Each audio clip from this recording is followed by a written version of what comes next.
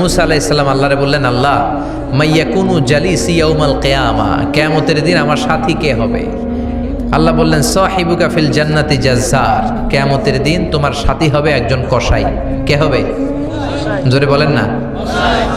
সাইয়েদনা মূসা আলাইহিস সালাম একটু ফেড়া বলেন, কিরে কসাই কেন আমার সাথী হবে? আমি নবী মানুষ, নবী হবে আমার সাথী, আল্লাহর ওলিরা হবে আমার সাথী, কেন কসাই হবে আমার সাথী? রব্বুল আলামিন বললেন, মূসা যাও নিজেই যে দেখে আসো কেন কসাই হবে তোমার সাথী। সাইয়েদনা মূসা আলাইহিস সালাম কসাইয়ের দোকানে গেলেন, যে দেখে না কসাইয়ের স্পেশাল কোনো আমল নাই, খালি গোশত কাটে। কি কাটে? সারাদিন গোশত কাটার পরে বিকেলবেলা বড় একটা গোশতের টুকরা নিয়ে প্যাকেট করে বাড়ির দিকে রওনা হয়। সাইয়েদনা মূসা আলাইহিস সালাম তিনিও কসাইয়ের পেছনে পেছনে ছদ্মবেশে রওনা হয়ে যায়। কসাই বাড়িতে ঢোকার পরে সাইয়েদনা মূসা আলাইহিস সালাম দরজায় নক করতে লাগলেন। কসাই দরজা খুলে দিতে লাগলো। সাইয়েদনা মূসা আলাইহিস সালাম পরিচয় গোপন করে বলে, আমি একজন মুসাফির, আজকে রাতে ও কসাই ভাই আপনার বাড়িতে থাকতে চাই। কসাই বলে, আহলান সাহলান, আসেন, এই ঘরের মধ্যে বসেন, পাশের ঘরে আমার একটু কাজ আছে। পাশের ঘরে যে কসাই মাচার উপর থেকে বৃদ্ধা একটা নারীকে নামিয়ে নিজ হাতে গোসল করে টাওয়াল দিয়ে গা মুছে গোশত রান্না করে রুটি বানিয়ে রুটি আর গোশত এই বৃদ্ধা মহিলার মুখের মধ্যে তুলে দেয়। মহিলাটা তৃপ্তি সহকারে খাওয়ার পরে হাত দুইটা উপরের দিকে তুলে আঁচলটা পেতে আল্লাহর ডেকে বলে, আল্লাহ আমার ছেলের উপর আমি সন্তুষ্ট, এই বলে বিড়বিড় করে কি যেন দোয়া করে দেয়। মহিলাটাকে খাওয়ানোর পরে কসাই প্লেটের মধ্যে গোশত আর রুটি এনে সাইয়েদনা মূসার কাছে এসে বলে, ও মুসাফির ভাই, এই নেন আপনার রাতের খাবার। রাতের খাবার খেয়ে আপনি ঘুমিয়ে যান, সকালে আপনি যাবেন আপনার পথে, আমি যাব আমার দোকানে। সাইয়েদনা মূসা বলে, ও কসাই আগে বলো এই বৃদ্ধা মহিলাটাকে। কসাই বলে, এই বৃদ্ধা মহিলাটা ছাড়া দুনিয়ায় আমার কেউ নাই, আমি ছাড়াও এই বৃদ্ধা মহিলার কেউ নাই। এই মহিলাটা হলো আমার জনম দুঃখিনী মা, মা ছাড়া আমার কেউ নাই, আমি ছাড়াও মায়ের কেউ নাই। প্রতিদিন আমি আমার মারে গোসল করাই, নিজ হাতে রান্না করে খাওয়াই। সাইয়েদনা মূসা বলে, তোমার মা হাত তুলে কি দোয়া করলো এটা বলো।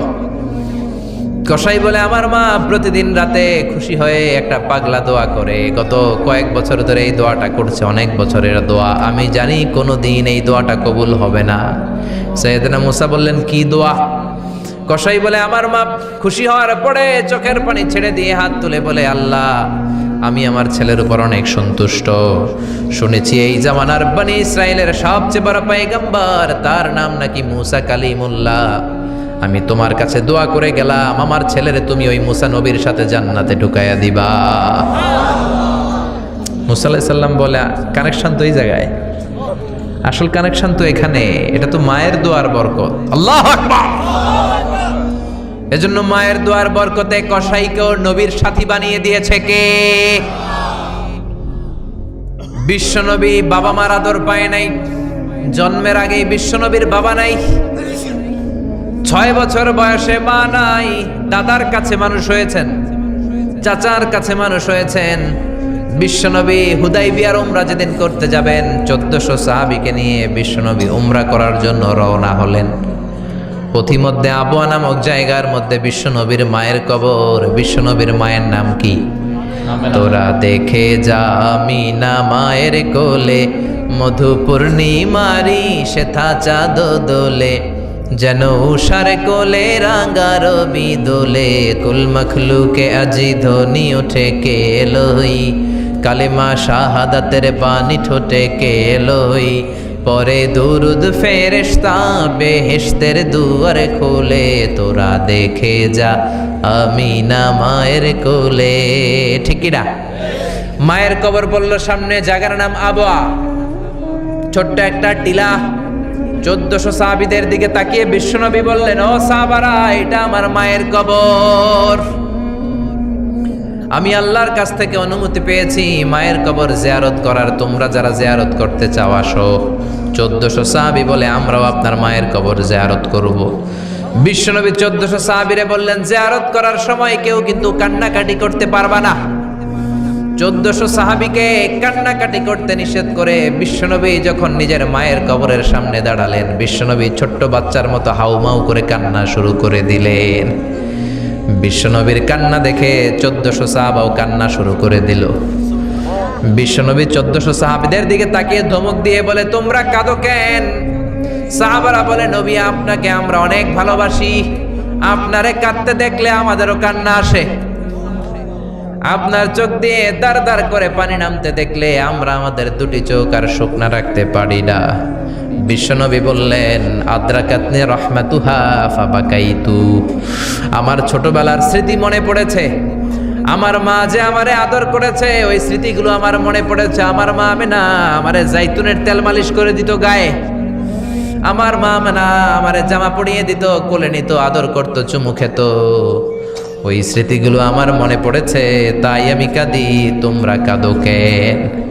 বিশ্বনবী মায়ের আদর পায় নাই, কিন্তু মায়ের কবরের সামনে দাঁড়িয়ে ছোট্ট বাচ্চার মতো কেঁদেছে। এজন্য মায়ের দোয়ার দরকার আছে না নাই?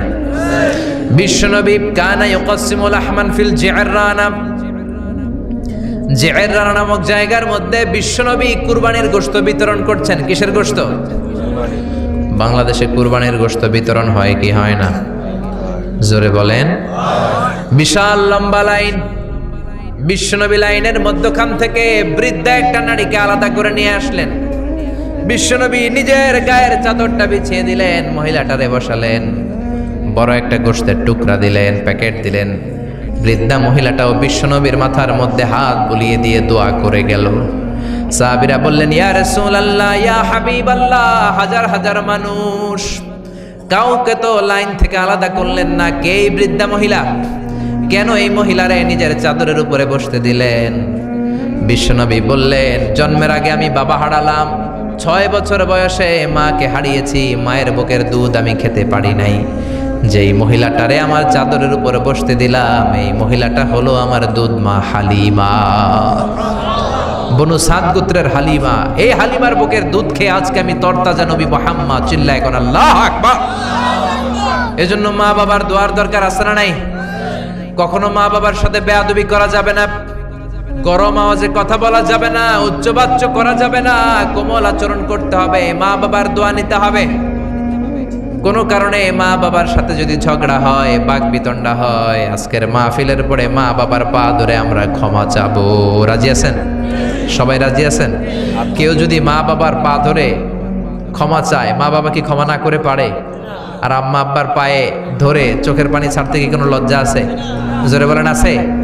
আজকে আমরা ক্ষমা চাইবো, আজকে আমরা দোয়া নিব। মা বাবার দোয়া সবচেয়ে বড় দোয়া। মায়ের দোয়া থাকলে ওই ব্যক্তি কখনো ব্যর্থ হয় না। মায়ের দোয়া, আল্লাহর রহমত, এই দুইটা যদি জিনিস যদি কারো জীবনে থাকে, সফলতা তার হাতে ধরা দিবে, ঠিক কি না? এজন্য আল্লাহ বললেন, আমার স্পেশাল ফয়সালা দুইটা। কয়টা? ওয়াকাদা রাব্বুকা আল্লা তা'বুদু ইল্লা ইয়্যা ওয়া বিল ওয়ালিদাইনি ইহসানা।